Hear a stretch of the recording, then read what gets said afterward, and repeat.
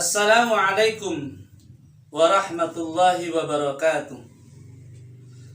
Alhamdulillahi wa kafa. Wassalatu wassalamu ala rasulihil mustafa wa ala alihi wa sahbihi man ihtada. Amma ba'du. Asyhadu an la ilaha illallah wa asyhadu anna Muhammadan abduhu wa rasuluh. Allahumma salli ala sayyidina Muhammadin tibbil qulubi wa dawaiha wa afiyatil abdani wa shifaiha wa nuril absari wa diyaiha wa ala alihi wa sahbihi wa barik wa sallim.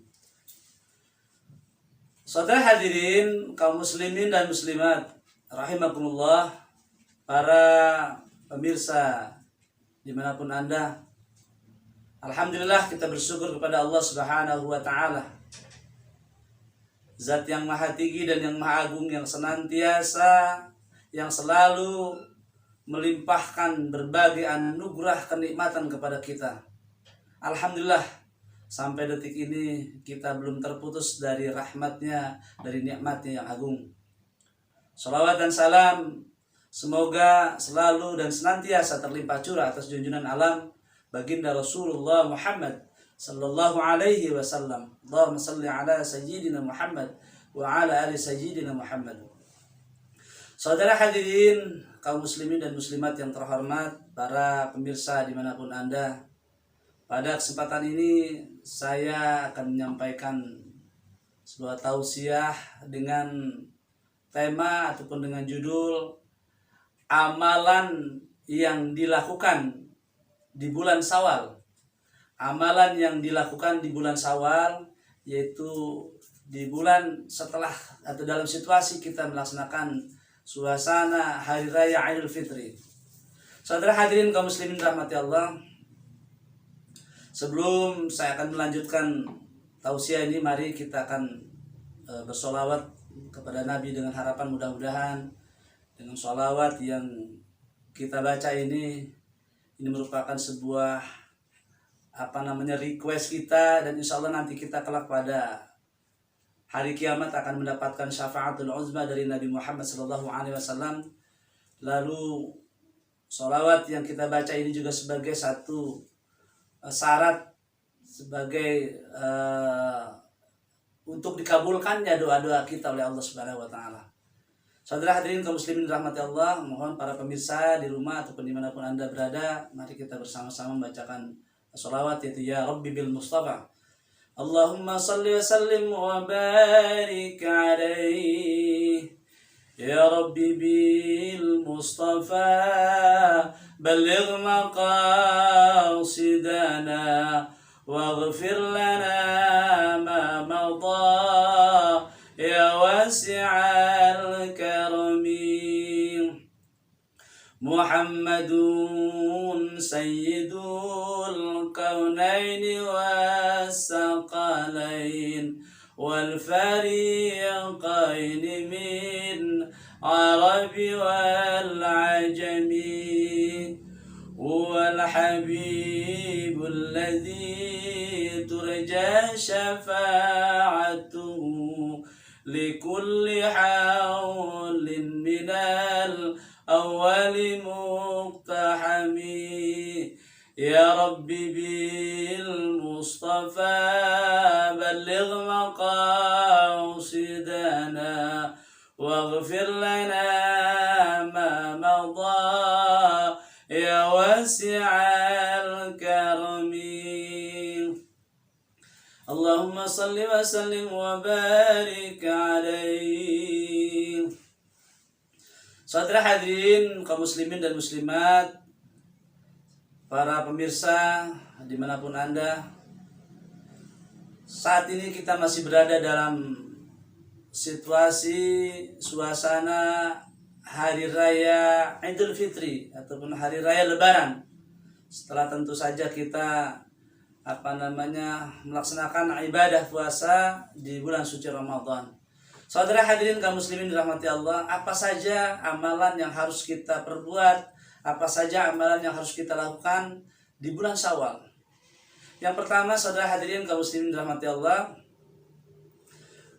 kita tentu saja boleh berbahagia dalam suasana hari raya Idul Fitri. Kita boleh memiliki perasaan yang gembira, perasaan senang, perasaan yang berbahagia. Tetapi perasaan senang, perasaan gembira, perasaan berbahagia yang tentu didasari oleh rasa syukur kita kepada Allah Subhanahu wa taala.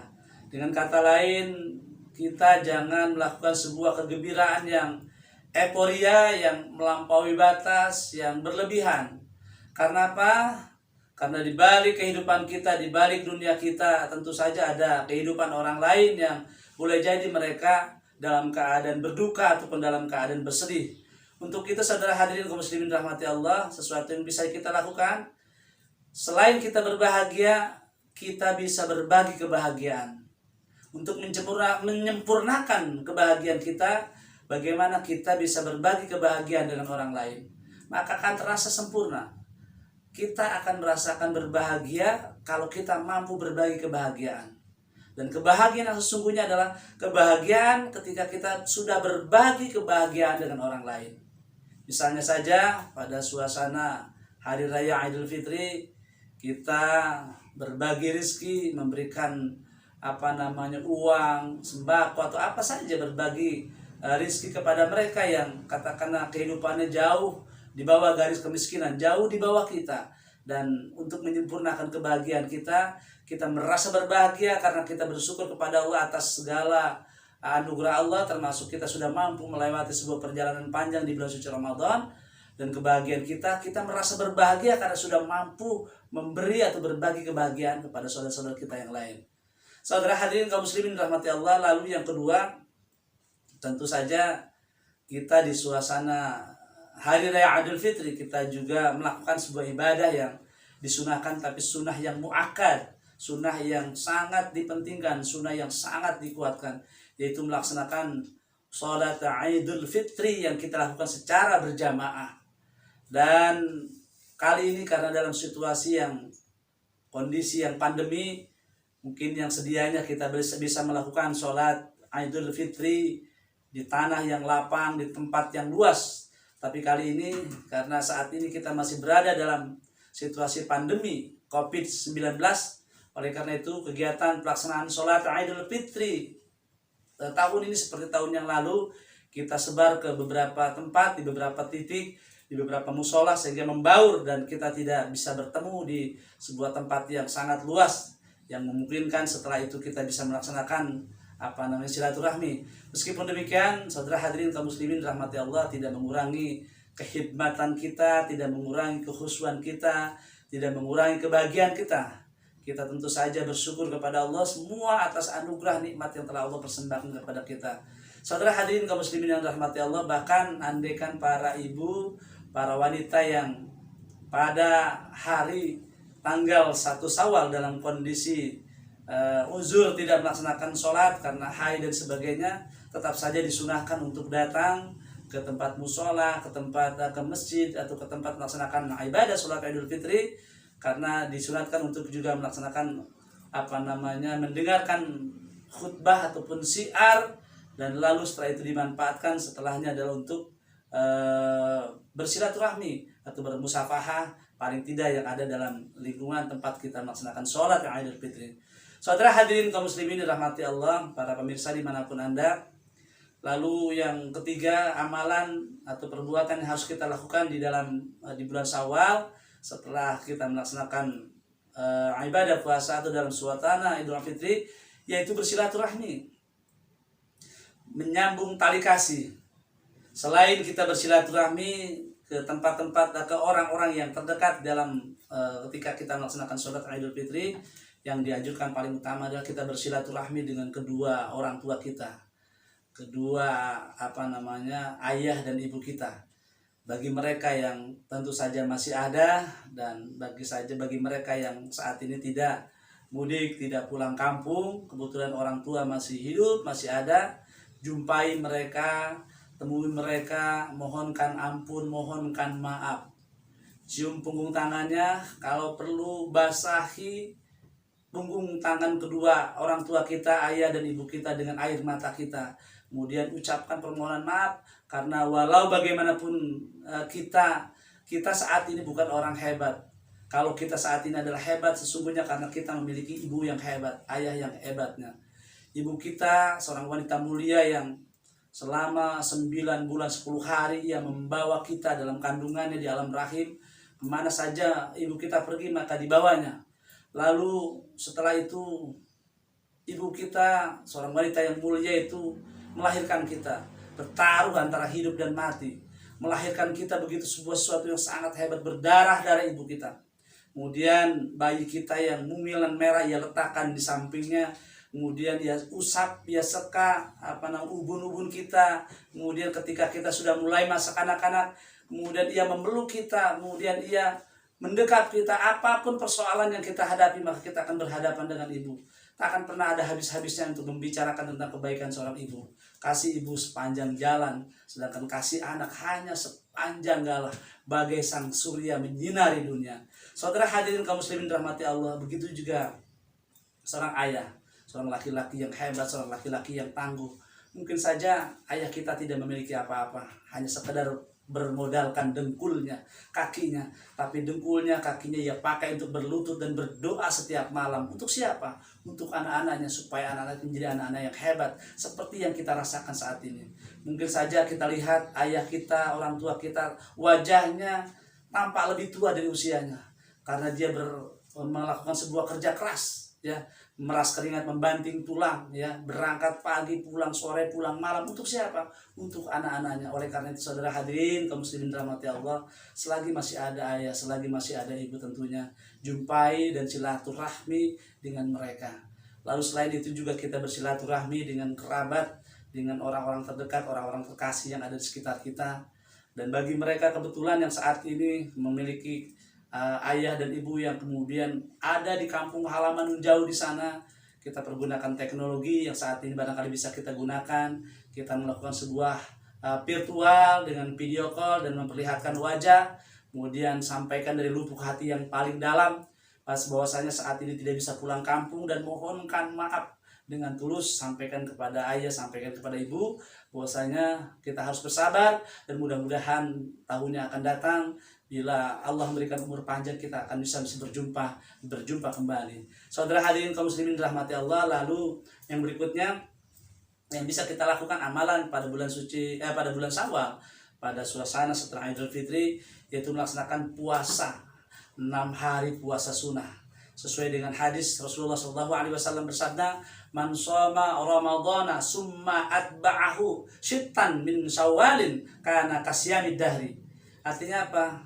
Siapa orang yang berpuasa pada bulan suci Ramadan, kemudian summa atba'ahu, kemudian dilanjutkan dengan mengikuti puasa 6 hari, syittan min Syawalin, puasa sunnah 6 hari setelah bulan Syawal, kasyamid dahri, maka dianggap seperti puasa 1 tahun. Saudara hadirin kaum muslimin yang rahmati Allah, mengenai bilangan 6 hari ini tentu saja yang terbaik kalau kita bisa melakukannya adalah puasa kita mulai sejak tanggal 2 Syawal. Karena tanggal 1 Syawal kita tentu saja diharamkan untuk melaksanakan ibadah puasa. Tanggal 2, tanggal 3, tanggal 4, kemudian sampai tanggal 7 kita melaksanakan ibadah puasa sunnah Syawal, ya. Sunnah yang dikuatkan. Ini tentu saja jangan kita akal-akali dengan rasio dan sebagainya. Mengapa puasa ini pahalanya begitu besar? Sebagaimana di hadis-hadis yang kita pernah baca, sumu tasihu, puasalah supaya kamu sehat. Boleh jadi biasanya orang setelah melaksanakan ibadah puasa Ramadan, masuk pada tanggal 1 Syawal, orang tidak bisa mengendalikan diri, lalu menyantap, memakan apa saja hidangan lezat, sehingga tidak mengendalikan diri, bisa jadi membuat seorang menjadi sakit. Makanya supaya menyeimbangkan kesehatan, kita disunahkan kembali melaksanakan ibadah puasa pada tanggal 2 Syawal. Saudara hadirin kaum muslimin rahmati Allah, jika kita belum mampu untuk melaksanakan puasa sunnah secara berturut-turut sejak mulai tanggal 2 Syawal, barangkali ada satu pendapat ulama boleh kita menjalankan ibadah puasa puasa sunnah di bulan Syawal tanpa harus secara berurutan dari mulai tanggal 2 Syawal. Katakanlah saja mungkin di tanggal 2, tanggal 3 suasana kita di rumah masih banyak tamu, masih bisa melaksanakan open house dan sebagainya. Bisa kita lakukan beberapa hari setelah itu. Yang penting kita tetap melaksanakan ibadah puasa sunnah pada bulan Syawal. Saudara hadirin kaum muslimin rahmati Allah, mudah-mudahan kita termasuk golongan orang-orang yang bisa melakukan amalan-amalan seperti yang dianjurkan oleh Rasulullah Muhammad SAW. Saudara hadirin kaum muslimin dirahmati Allah, jangan merasa puas dengan ibadah puasa yang sudah kita lakukan di bulan suci Ramadan. Justru sebaliknya, justru kita di bulan Syawal sebagai bulan peningkatan kita ibadah dan kita pertahankan keimanan dan ketakwaan kita yang sudah kita peroleh di bulan suci Ramadan. Saudara hadirin kaum muslimin dirahmati Allah, itu saja yang bisa saya sampaikan pada kesempatan kali ini. Kurang lebihnya saya mohon maaf. Akhirul kalam, billahi taufiq wal hidayah, birridha wal inayah. Assalamualaikum warahmatullahi wabarakatuh.